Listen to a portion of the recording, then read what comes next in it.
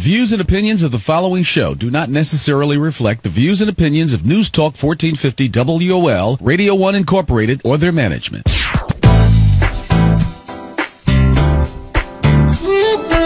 Welcome to Law Talk with Ethel Mitchell. I'm your host, Attorney Ethel Mitchell.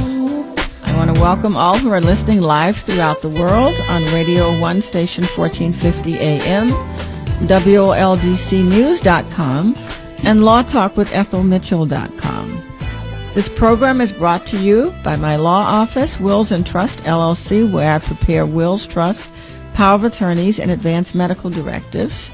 So if you or someone you know needs a will or a trust or assistance administering an estate, give me a call at 202-772-1988. That's 202-772-1988. Law is powerful. It can help you or it can hurt you. It impacts everything you do. What you don't know can hurt you, and what you do know can empower you. So each week, this program, Law Talk with Ethel Mitchell, brings you lawyers and other professionals to share their knowledge and expertise with you to empower you. But please remember, what you hear on this program is for information purposes only. No attorney-client relationship is established by anything said on the program. Each person's circumstances are different, and you must seek individual advice for any situation for which you need legal counsel. All of these programs are archived on my website, LawTalkWithEthelMitchell.com. So if you missed a program, go there, and they are posted there by my webmaster, Earl Hooks. My executive producer, Stacy Royster, is taking a day of leave today. She's off today, but I am very happy to be joined by my friend and colleague and business consultant, Diana Banks of Larry's Consulting Group and the Banks Influence Executive Coaching. Welcome, Diana. Thank you very much for being here, who graciously agreed to help me out today. Radio 1 engineer Daryl Farley is ready to receive your calls, so please call us to join the conversation at 1-800-450-7876. That's 1-800-450-7876. Our program today is going to be talking about lawyers and the law, how they are so essential in every aspect of our lives, and the military is no different. They too have and need attorneys for many different reasons. Today we have our own national military lawyer with us, Lieutenant Colonel Christopher B. Shaw, who will discuss the unique role of lawyers in the military, especially the attorney. But first, let me tell you about him. He's a very impressive young man. Since 2013, Lieutenant Colonel Shaw has served as Special Assistant for Legal Affairs in the Office of the Secretary of Navy at the Pentagon, where he provides legal advice to the Secretary of the Navy. He drafts and reviews all correspondence relating to legal matters and responses to Congress that are signed by the Secretary. He provides ethical advice to the Secretary of Navy regarding travel, gifts, and use of governmental resources. Lieutenant Colonel Christopher B. Shaw is a graduate of the United States Naval Academy in Annapolis in 1994. He completed Infantry Officer School in 1995 and Naval Justice School in Warfighting Amphibian Warfare School, Command and Staff War College in 2004. He also earned his Juris Doctorate degree at Boston College Law School in 2004 and went back to the University of San Diego School of Law, where he got a Master's of Law with an emphasis in international law. His paper, named The International Prescription Against Torture and the United States Categorical and Qualified Responses, was published in the Boston College International and Comparative Law Review. After law school, he was assigned as a senior trial counsel for Legal Team Echo, the busiest trial shop in the Department of Defense. He prosecuted murder, rape, and drug distribution cases and supervised 8 prosecutors. He later deployed to El Anbar in Anbar province in Iraq as the 1st Marine Logistic Group Staff Judge Advocates. He supported detention operations for the base and led the legal services team of 6 Navy and Marine judge advocates that serviced over 25,000 service members. He also provided legal training to the Iraqi Army. After Iraq, he returned to Camp Pendleton, where he served as STC and OIC of the legal team ECHO and tried a number of high-profile cases. After obtaining his LLM in international law, he was assigned to the U.S. Marine Forces Pacific as a deputy staff judge advocate, providing advice to the 3-star commander whose area of responsibility encompasses all Marine forces from Arizona to India. Lieutenant Colonel Shaw has received 2 meritorious service medals, 2 Navy Marine Corps Commendation Medals, and the Navy Marine Corps Achievement Medal. He is a member of the Washington Bar Association and is a past member of the National Black Lawyers Association.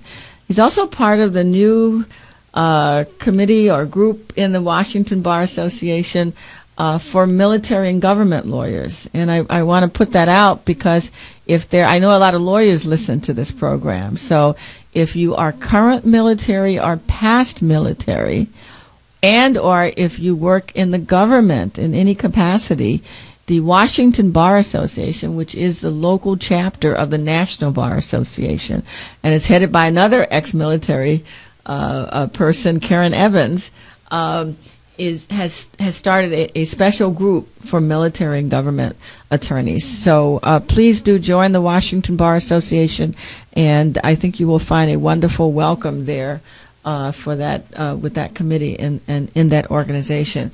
But welcome, Lieutenant Colonel Shaw. Welcome to Law Talk with Ethel Mitchell. Good morning, ma'am, and I'd like to say good morning to your listeners. Tell me, please, I'm really excited to have you with us today. Tell us a bit about what military lawyers do, and why do you say they're needed everywhere in the military, especially minority lawyers? Talk to us about that. Well, much like lawyers are the conscience of society, military lawyers are the conscience of the military. The military, as we all know, conducts operations all over the world. Increasingly, those operations are legally intensive, and lawyers can assist commanders in determining what the rules of engagement should be, what are the legal boundaries of what they can do on the battlefield and off the battlefield. And when we turn to the role as that commanders have for military justice, where they choose what service members should be charged and what service members should not be charged, the military lawyer assists the commander in making those determinations. So it's kind of strange as a layperson to realize that in our country, law really does have an impact, even in war. And certainly, I mean, when we look historically, there's always been, particularly after the mid-1800s, there have been constraints on what we can do on the battlefield and what we can't do on the battlefield. That was certainly intensified after World War II with the Geneva Conventions. And when we look at some of the issues that we had in Vietnam, like increasingly the battlefield, the physical battlefield, is also a legal battlefield where we have to ensure that American forces are acting properly within the constraint of the law of armed conflict, and also within the constraints of the Uniform Code of Military Justice, which is basically the United States law that tells service members what they can and they can't do from a legal perspective. So there is the law as it applies to war. Yes, ma'am. But there's also the law as it applies to the military servicemen and their conduct. Would that be an appropriate distinction? That's a great way to make the distinction. And if you think of the challenge that we have with the military, of that a military member could be operating, let's say, in Virginia, or he could be operating in Maryland, or he could be on liberty or leave in any place in the United States or anywhere in the world. And then he could be doing a military operation throughout the world, that there's a concept that we have called universal jurisdiction. So normally in the civilian world, we think of jurisdiction in a territorial way, in the sense of that there's the laws of Virginia, there's the laws of Maryland, there's federal law for the United States. But for the military member that is going from state to state, country to country, we need to have universal jurisdiction. And that universal jurisdiction is created by the Uniform Code of Military Justice, which is actually codified in Title 10 of U.S. Code. And what that means is that regardless of where the service member is, in any state or any country, or even if he was on the moon, per se, that the Uniform Code of Military Justice follows him. Okay. So you have your own, or we have our own Code of Justice for our military men and women. Yes, ma'am. Wherever they are. Wherever they are. Wow, that's interesting. That's very interesting. So lawyers are involved at every part of that system, I guess. They are. They are as advisors. If we look to, and really what lawyers do in the military, they act in the military justice realm. They act in the operational law realm. What's the operational law realm? What does operational law is law dealing with the battlefield, law dealing with operations that could be humanitarian assistance or disaster relief. So any type of operations that the military does, whether it's kinetic or disaster relief. I see. And then finally, we operate with legal assistance. So much like earlier in your the previous show, you talked about wills and power of attorney. Lawyers in the military also provide that type of legal advice to the service member so that they can have appropriate wills and power of attorney. Yeah, they need that. Yeah, they do. They do. Now, what is the unique role of the minority lawyer? Why do you say that minority lawyers have a particular role to play in the military, and what is that role? Well, I think when you think about that, you have to think of the history of the United States, which has not always been has not always been favorable to minorities. And we also have to look at both internal, but we also have to look external.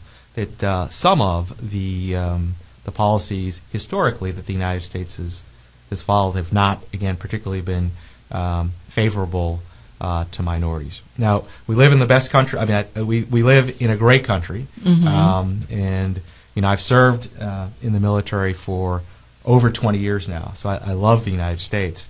But we have to look at how do we make our great country even greater.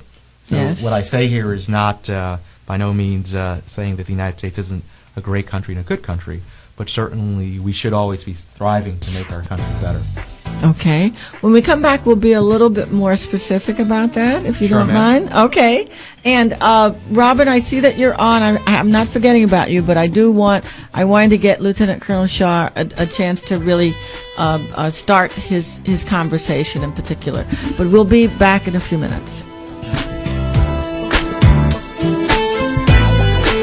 1450 WOL, where information is power. District residents act now and you can get discounted rates and shave hundreds of dollars off your utility bills. Utility discount programs are offered by Petco, Washington Gas, Verizon, and DC Water. Find out if you qualify. Call 311 today. Qualified residents will get an appointment date with the District Department of the Environment's Energy Office to apply for the utility discount programs. To apply for the telephone discount Lifeline service, call 800-253-0846. For complete program details, visit ddoe.dc.gov. Hello, everybody. Time to focus on your dental health. Tune into the Healthy Teeth and Gum Show with Dr. Peter Marai every Monday at 12 noon. It's time to take back control of your oral health. Diseases of the gums and teeth can cause major health problems and even death. So be sure to tune in every Monday at 12:30 right here on WOL, where information is power. If you have dental needs, contact Dr. Marai at 301-567-9844.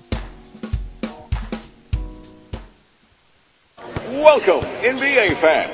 Tonight's NBA Man, nothing beats seeing an NBA game in person. Hey, buddy, thanks again for driving. So, where are our seats? Oh, we're sitting right around the corner. Hey, but before we do anything, let me stop for a second at the designated driver booth and make the pledge. Excuse me, sir. Did you say designated driver? Yeah, I'm the designated driver tonight. Congratulations. You are a winner. And for being the designated driver and always buckling up every trip, every time, you have won the adoration of your friends and family who will get home safely from the game. Cool. Your prize also includes the gratitude of all of the drivers on the road who won't have to fear for their lives. And finally, you've won the chance to follow your favorite NBA team to the NBA Finals because responsibility has its rewards. Woo! Yeah! To find out more, visit the designated driver booth at the arena or visit rhir.org. A message from this station and Team Coalition. Law Talk with Ethel Mitchell is sponsored by Equity Resource, a development, construction, and investment firm that is transforming properties throughout the Washington, D.C. metropolitan area. Our mission is to develop properties at a high level of value, a low risk of investment, while providing impeccable service to our customers. When you're ready to sell, renovate, or invest in a property, choose Equity Resource. Call us today at 202-621-6632 or visit our website, equityresource.net. Today in school, I learned a lot. In chemistry, I learned that no one likes me. In English, I learned that I'm disgusting. And in physics, I learned that I'm a loser. Today in school, I learned that I'm ugly and useless. And in gym, I learned that I'm pathetic and a joke. In history, I learned that I'm trash. Today in school, I learned that I have no friends. In English, I learned that I make people sick. And at lunch, I learned that I sit on my own because I smell. In chemistry, I learned that no one likes me. In biology, I learned that I'm fat and stupid. And in math, I learned that I'm trash. The only thing I didn't learn in school today? The only thing I didn't learn today? The only thing I didn't learn is why no one ever helps. Kids witness bullying every day. They want to help, but they don't know how. Teach them how to stop bullying and be more than a bystander at stopbullying.gov. A message from the Ad Council. News Talk 1450 WOL-AM, where information is power.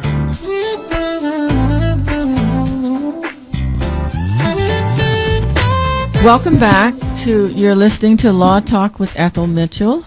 I have as my guest today Lieutenant Colonel Christopher Shaw. He is a member of the Navy and Marine Corps. He is an attorney with the Office of the Secretary of Navy, and he's talking to us about the role of lawyers in the military, and particularly minority lawyers. So if you would continue explaining to us about the role of minority lawyers in particular, and why you say it's so important in the military. I think that the role of military lawyers, particularly minority lawyers, is critical, and we're going to look at it from really two perspectives, both internal to the military and external to the military. Okay.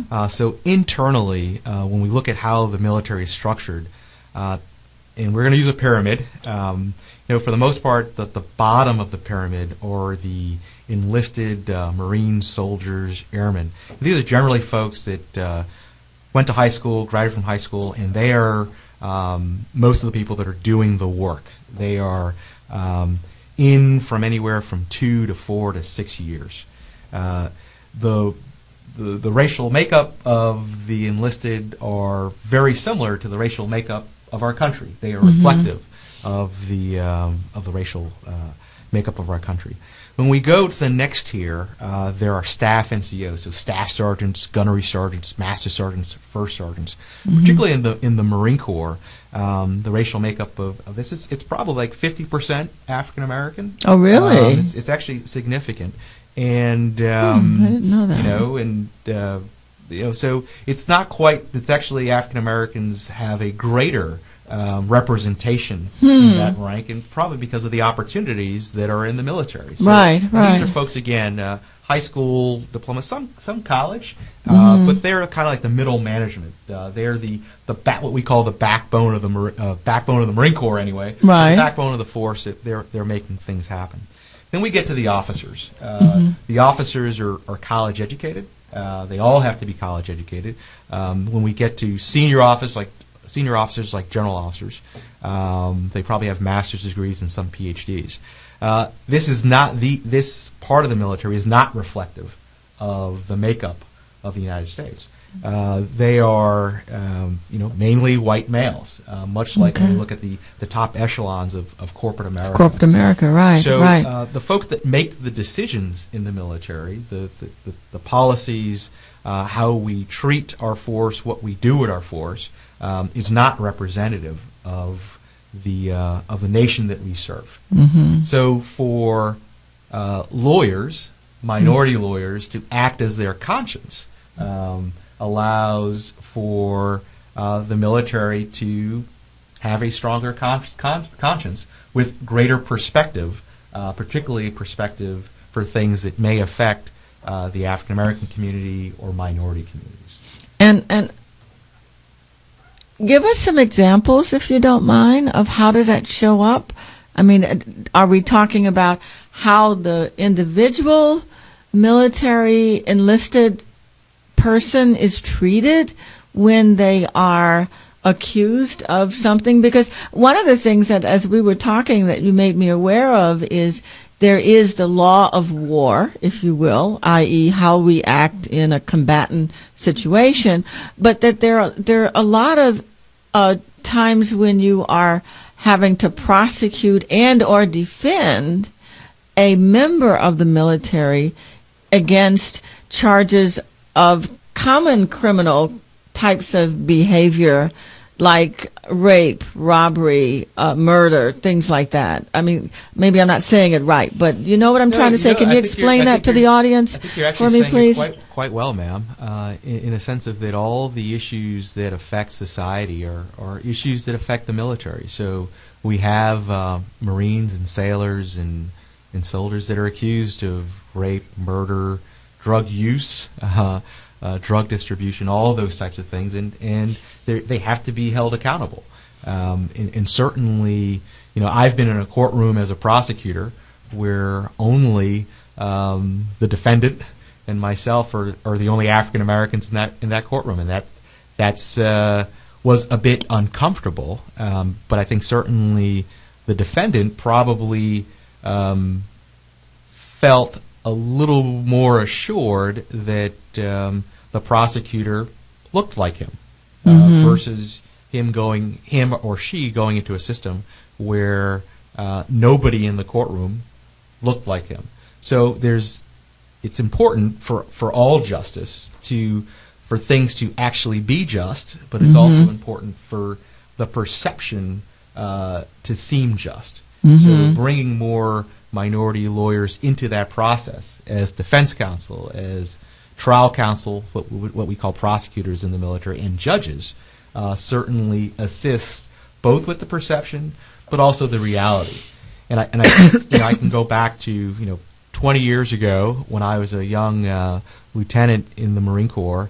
I got to Camp Lejeune, and literally there were young men that had the Confederate flag tattooed to their body.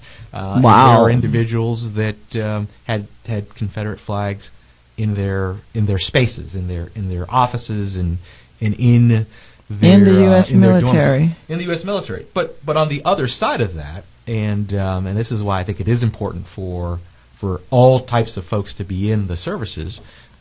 There were African Americans with Black Power symbols up, and it was. Yeah, but we never enslaved anybody, though. No. Okay, right. So go on. And from my I just had to get that in there. I got you, ma'am.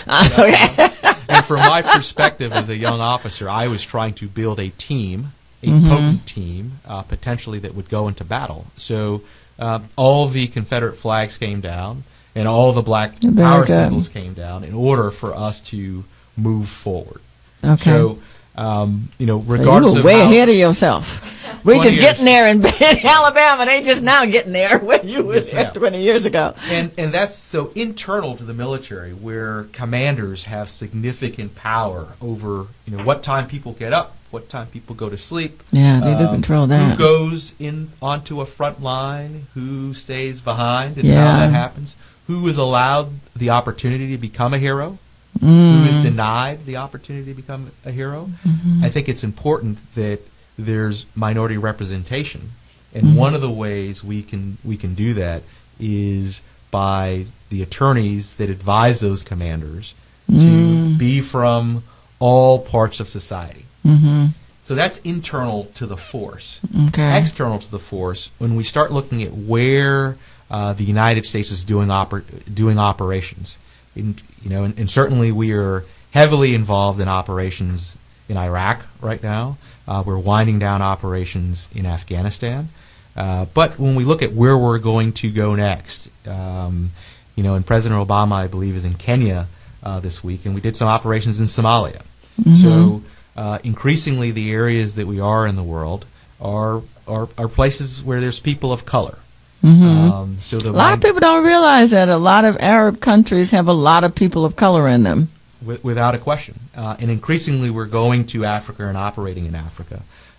So having minority attorneys that can assist those commanders in making decisions and viewing and bringing different perspectives in is absolutely helpful, makes the United States more potent, but also, and potent in the sense of it is important that as a Marine that we can put steel on target and we can be kinetic and destroy, degrade whatever targets we need to, whatever targets are out there that need to be destroyed. But on the other side of that is that if you can degrade a target without using kinetic force against it, with persuasion, diplomacy, or something else, that's just as good, and it puts our soldiers, our Marines, our airmen in less harm. So when I think that as a minority attorney or any attorney that could help commanders see that there are multiple ways to get through a problem, to have mission accomplishment. And I think that the background that lawyers have with negotiation, with seeing a problem from multiple perspectives certainly helps. And then when that attorney, with all that training, also has the perspective from different communities where they come from, that makes, again, the U.S. military that much more effective. Very good. Very good. Very good. Thank you. Thank you very much. I do have, Robin has been on the line for quite some time. Daryl, can you put Robin on the phone, please? Hello, Robin? Hi, how are you? Yeah, thank you for holding. I'm so sorry, but I wanted to give Lieutenant Colonel Shaw the opportunity to, talk about what he wanted to talk about. But can I help you, please? Yes, good morning to you, your guests in the audience. Good morning. I wanted to know, for myself and for the audience as well, when you spoke about wills, could you give us like a base, like a range of, how much we would pay to, have a will or to obtain a will? I don't usually do that because it so depends on what you need. It so depends. When you come into the office and I talk to you, then I can give you a better idea at that point. Okay? Okay, but could you say it would be a starting fee of $250, $500, or, just like a general starting point? Probably $425, something like that. Okay, great. Okay? Yeah. But people need different things, and that's why I kind of hesitate to say any more about it. Okay? Okay. But definitely $425 is kind of the bottom line where we get started at. Okay? Thank you. All right, and I apologize for having you waiting so long. No problem. But I did want the Lieutenant Colonel to get started. Thank you for calling, though. Thank you. Okay, sure. Bye-bye.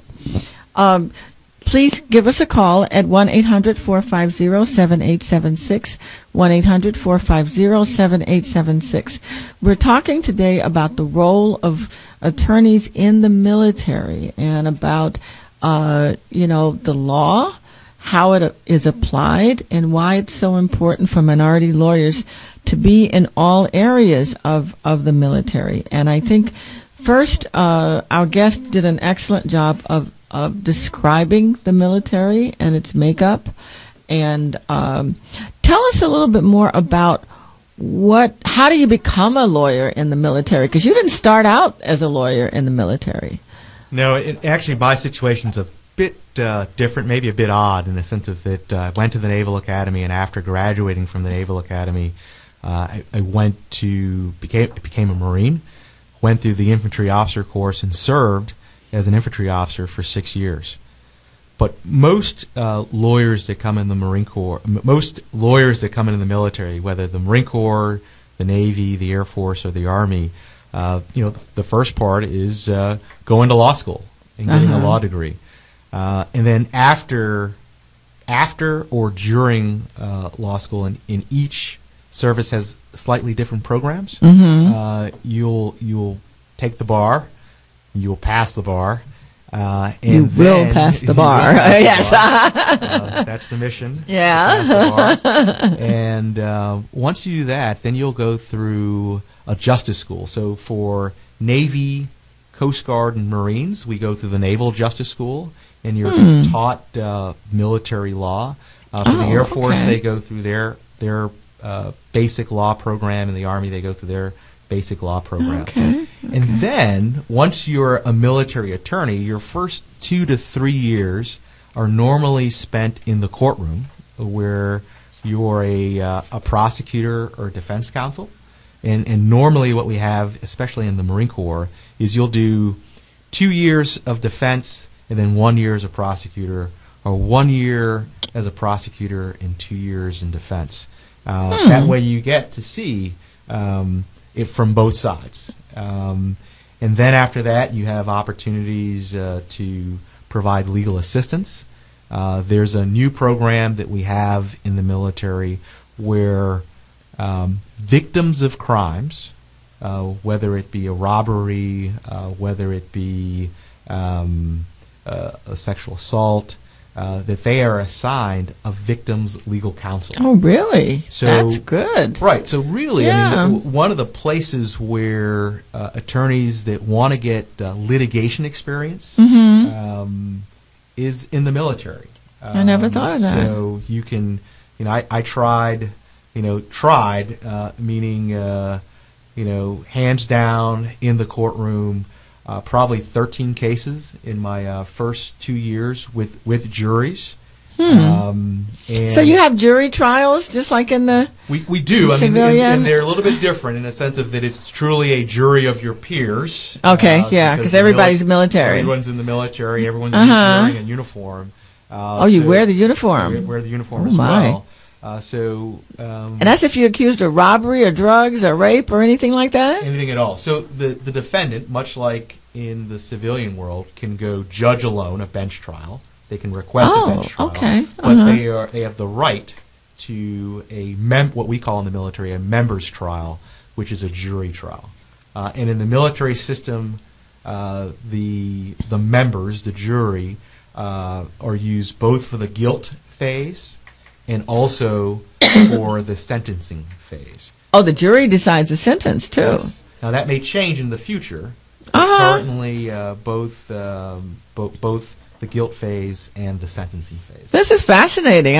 I don't know anything about military law at all, so this is really interesting.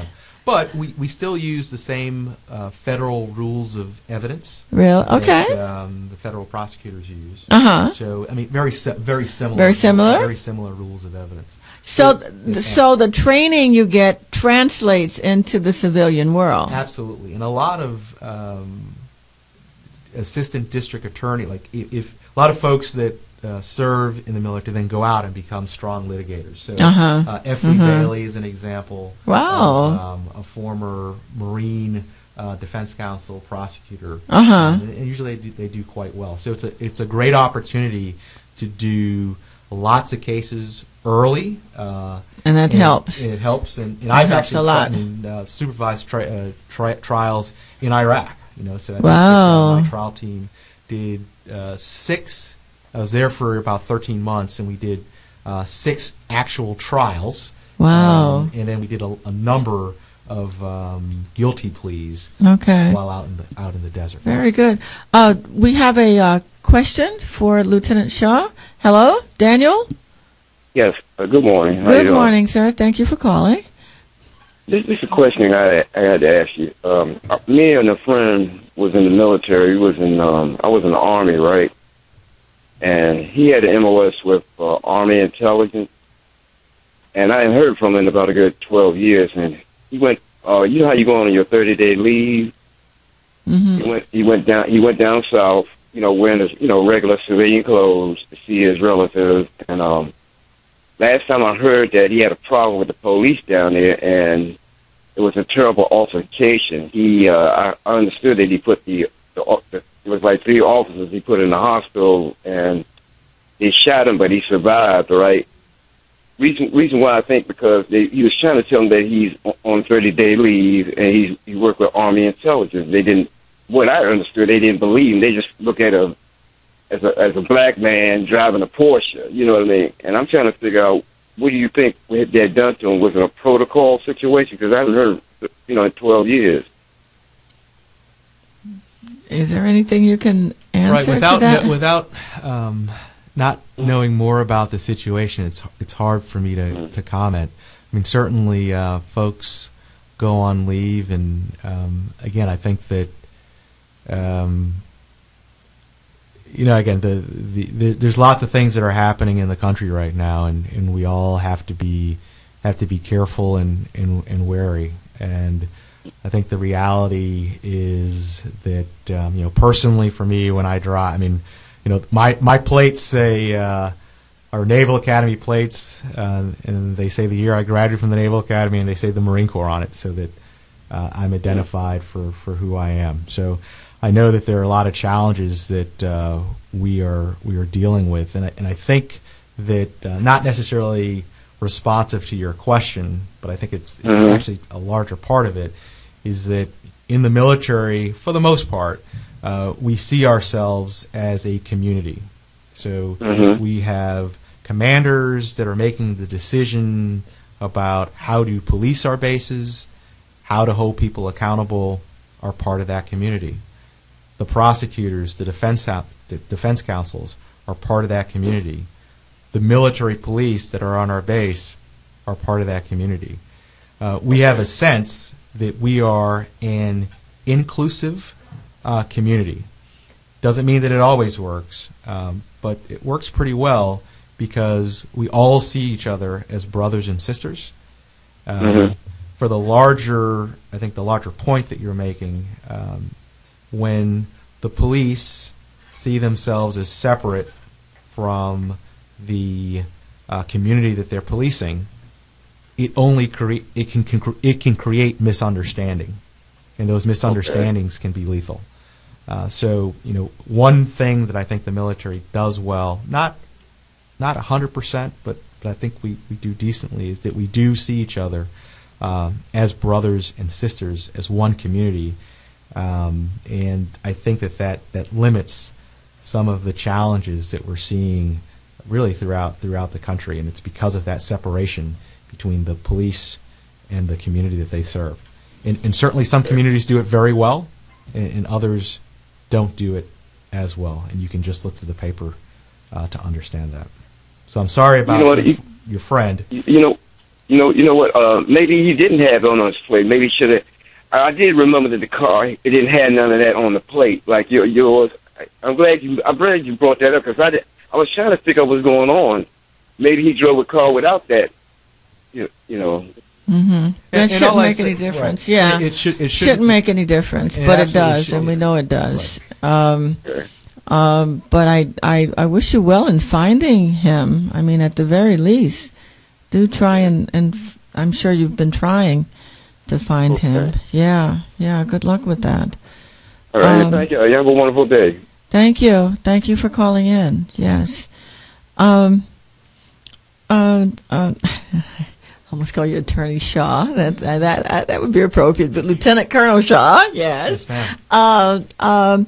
I want to have you say just a little bit more about the military and the particular points that you want to make sure to make, and then I want to, if you don't mind, introduce your son, who is quite a young man himself too. Sure. Yes. Well, I can say first is that, whether you're an attorney in the Marine Corps, whether you're a pilot in the Marine Corps, whether you're an infantry officer or a logistician, I joined the Marine Corps, and most people joined the Marine Corps for the adventure. we're young folks and we're looking for that adventure. We're trying to become, as I say, the baddest warriors on the planet. I think people stay in the Marine Corps, and certainly I've stayed in the Marine Corps for 20 plus years because of the people that I get to serve with and the missions that I've been able to do. The Marine Corps and all the services are organizations that need perspective, greater perspective. And if we have folks from different communities that represent the entire United States that can help with that perspective, it makes us stronger, it makes us more potent, it allows us to get our missions completed better. So I say that folks that are looking for that adventure is present. It's still real. It's still real. Y'all still jump out of planes and do all them things, yeah. Paint your face, and again, I think that for the other part of this that we kind of talked about it a little bit, but I've been an officer in the Marine Corps for 20 years. I've gotten the honor and the opportunity to lead people for 20 years. Currently in my role, I lead attorneys. So the prospect of it's great to be an attorney, but it's also pretty cool to lead a number of attorneys. So folks have to salute you and carrying on like that? People have to salute me. I love it. And people get to do my legal research for me, which makes my job that much easier. So there's an aspect of, and particularly from our community, is how do you learn leadership? You learn leadership by doing it. And the military, on all levels, affords that opportunity to be a leader, because we're all going to get out of the military at some point. Right. So you go in the military, you learn some leadership at whatever level, and then you come back to your community, and now you can make your community better by bringing that leadership back. Yeah. I had Colonel Howard Cooley on, and he sort of said the same thing.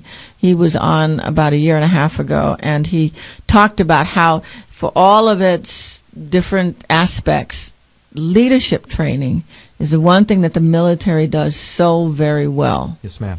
There's really almost no other environment in which leadership training is so well taught and stressed, and that you can really get that in the military. And certainly I've seen it in, I used to work with Patrick Henry. It was a minority law firm where all of the men there were military lawyers. Darrell Jordan, Richard Patrick, Maynard Henry, Howard Cooley, all of them had come through the military, and you could see it.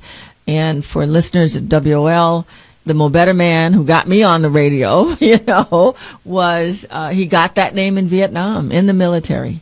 And when he came out, he provided all kinds of programs for children over 30 years. He was one of the first people on the radio, even before Kathy Hughes bought the station, and continued. And now his daughter continues to give back to the community by helping in the community with children. So I want to thank you for your service. Thank you, ma'am. And all the men and women who serve out there for us. We really appreciate it. And I just want to say thank you for recognizing it, and thank you for the support that you've given. And I can definitely say that historically, and I look at history, and I think of some of our brothers and sisters that returned back from Vietnam, and the poor reception that they received. Compared to, I served in Iraq for 13 months, and the great reception that I received.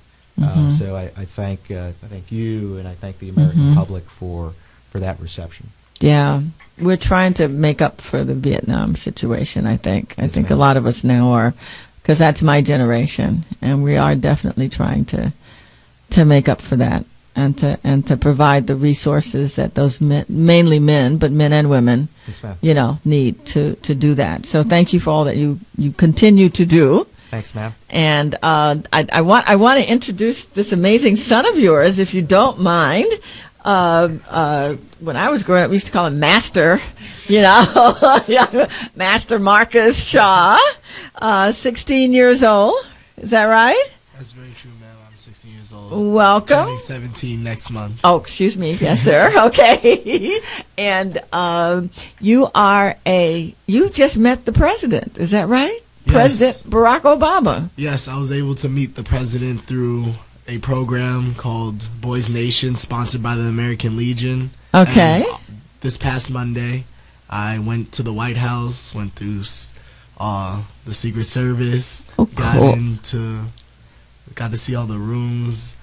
Everything was open. Oh, I got wow. to see a painting of George Washington, of all the presidents. Then we got together, and we just got together with the president. I love it. And no, we had to wait for the president to come in. Well, and yes. Everybody's waiting. Everybody's nervous. Everybody's sweating. And we're just waiting. Everybody's looking at each other with anticipation. And then he walks in. We are breathless. We don't know what to say. And it was amazing. We got to see the president of the United States, and he is just like how he is on TV. Really? It's almost unreal. It's almost unreal. But it's very real. Life. Yeah. But it was very real that it happened to me. And wow. I'm so thankful to the American Legion and the program Boys Nation. So now tell us a little bit about, is it Boys Nation? Is that what it's called? Yes, that's what it's called, Boys Nation. Okay. And I'm always trying to highlight programs that are beneficial, especially to our children and especially to our young men. So tell me about, how did you get to be in this Boys Nation, and how did you get to, and where do you go to school?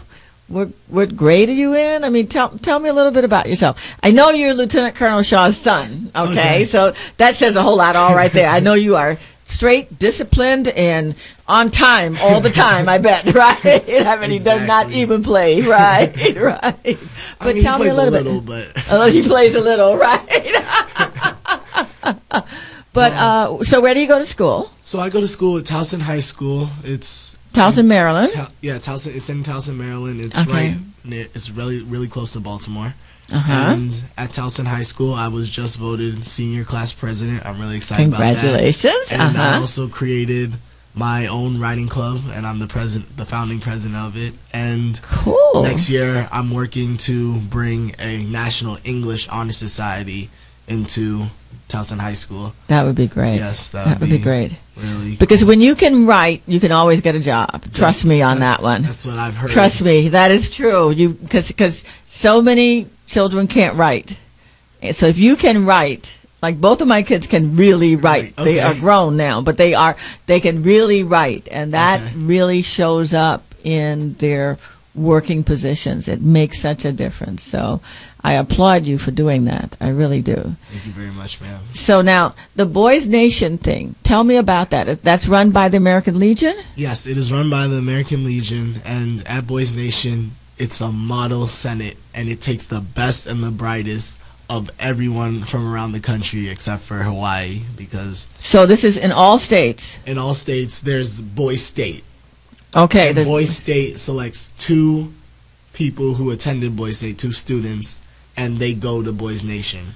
Okay, so, this is a national radio show. So there are people listening in New Jersey and Mississippi and Alabama and Tennessee, because I get calls from all those places. So you're saying that people can contact the American Legion if they have a son or a grandson or who they would like to get involved in this? How does that work? So if you would like to get involved in Boys State, you would visit your local American Legion post.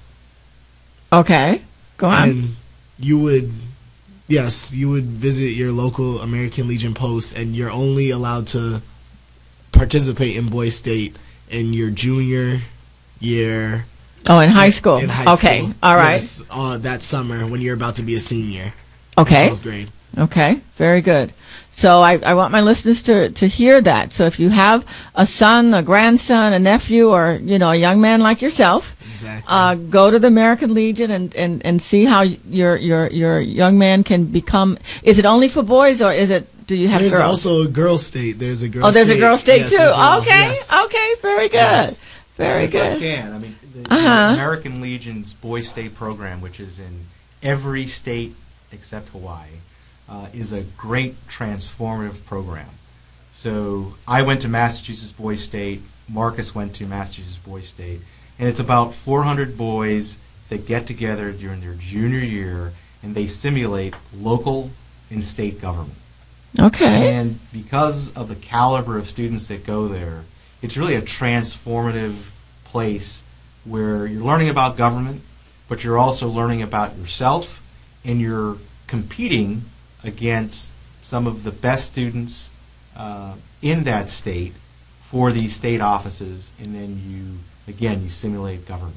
Wow. But it's probably one of the first times, and it was for me anyway, the first time where I competed against students from throughout different high schools. So whether it was a private school, whether it was a public school, whether it was a great public school, an okay public school, we were all there and we competed against each other. We formed a brotherhood, we formed a bond, and at that moment, or throughout that week, I learned that I could compete against anybody, anywhere, anytime.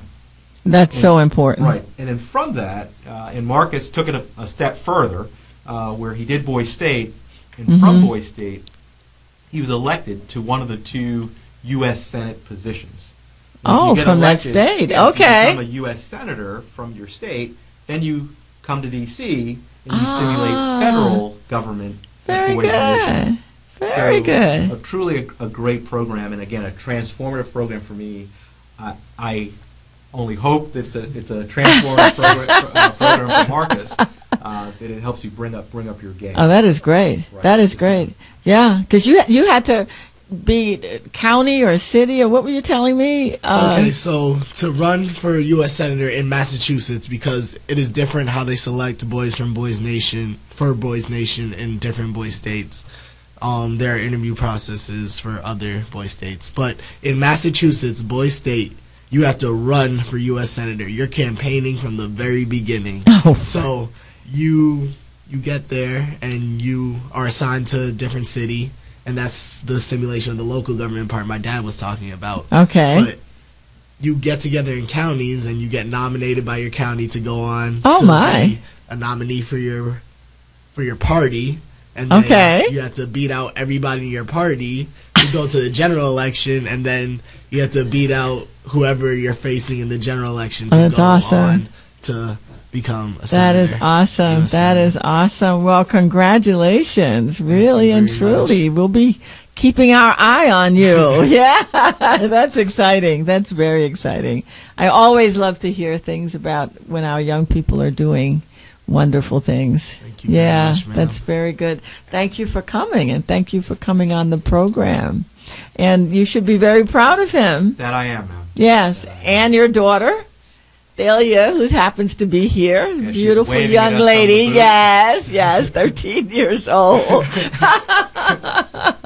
That is just great. So tell me just one more thing that you would like my audience to know about the military, and about being a lawyer, being a contributor to the society, and the way that you get to do that. Well, ma'am, I know that earlier in the program you talked about when I was the deputy SJA for Marine Forces Pacific. And so basically I was the deputy counsel for a large Marine unit, Marine Forces Pacific. You said 27,000? It was at that, that was, 27,000 was in Iraq. Excuse me. The Marine Forces Pacific has about probably 80, maybe even 90,000 Marines under their charge. Okay. I remember one morning I walked into the building and we had a new foyer that was really a tribute to Marine Medal of Honor winners from World War II and from the Korean War. As I walked through, I noticed that there were no African American Marine Medal of Honor winners that were presented. And that, I scratched my head, and so I went to my office. I Googled to ensure that somehow the Marine Corps was not showing somebody that did receive the Medal of Honor during that conflict. And what I found was there were no Marine Medal of Honor winners that were African American in World War II or Korea. And that was because we weren't allowed to be in the infantry. That's because true. We weren't allowed to fight on a level that would put us in a position where we could be heroes. Right, right. So, fast forward 70 years later, when we have a tribute to some of our best warriors that gave the ultimate sacrifice, we weren't represented.